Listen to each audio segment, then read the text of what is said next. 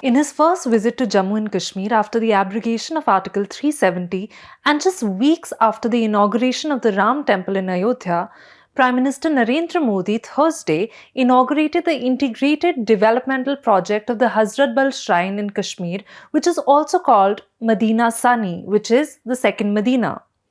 Coming weeks before the Lok Sabha election, the inauguration of the developmental project of one of the most important Muslim shrines in the country is steeped in political symbolism. The shrine, which is situated on the left bank of Kashmir's famous Dal Lake, is after all believed to preserve the sacred hair of Prophet Muhammad's beard. For most experts, the move is symbolic of the BJP's consistent, if contradictory, outreach to the Muslim community. It is in line with its political slogan of Sabka Saath, Sabka Vikas, Sabka Vishwas. This is particularly crucial as the party seeks to expand its voter base among Muslims from the present 8 to 9% to 16 to 17% in the upcoming elections through several campaigns and outreach programs targeted specifically at the Muslim community. The BJP's outreach to Muslims is three-pronged. One, as mentioned above, there is an electoral component to this outreach. As the BJP becomes or seeks to become a national political hegemon, it wants to bring Muslims within its fold too. This is certainly precarious for the party. It has to do a sort of balancing act between keeping its core Hindutva voter happy, even as it extends what seems to be an olive branch to the Muslim community. The outreach to Pasmandas, the numerically powerful lower caste Muslims, has to be seen in this context. Two, there is also a diplomatic component to this outreach. India has close ties, for instance, with Gulf countries.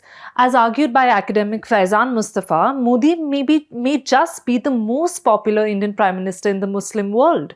The inauguration of a multi-crore developmental project in one of the most important Muslim shrines in the country just weeks after the inauguration of the Ram Temple, and that too in Jammu Kashmir, sends out an important message of interfaith harmony within India to the world, particularly to the Gulf.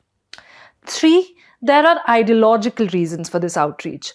One must remember that the Hazratbal Shrine is a Sufi shrine, and Sufi Islam holds a unique place in the BJP RSS scheme of things. Sufis who belong to the Barelvi sect of Islam are widely seen by the BJP and RSS as being closer to the indigenous culture of India, as they pray at various dargahs spread across the country and are seen to be a mix of pagan and Abrahamic traditions. This as opposed to the more orthodox monotheistic sects within Islam. The Hazratbal Shrine, in that sense, is an outcome of a very particular kind of Islam that emerges in India, so its invocation has to be seen in that context of a preference for an Indian Islam. The BJP and the RSS have traditionally batted for a more Indianized version of Islam.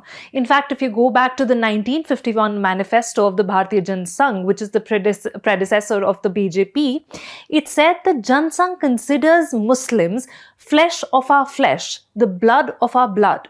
It looks forward to their dissociating foreign ways from the tenets of their religion. They are welcome to worship the Islamic way. They are expected to live the Bharatiya way. The BJP's outreach to Muslims can seem confounding given its uncompromising Hindutva agenda. But as a senior RSS leader told me, the RSS has always had a well thought out vision when it comes to Muslims. But when you're writing an exam, he said, you first answer the easy questions and then move to the more difficult ones. Similarly, now that the Hindu community is consolidated, we are moving to the Muslim community. You can read my story with my colleague Hina Fatima on ThePrint.in.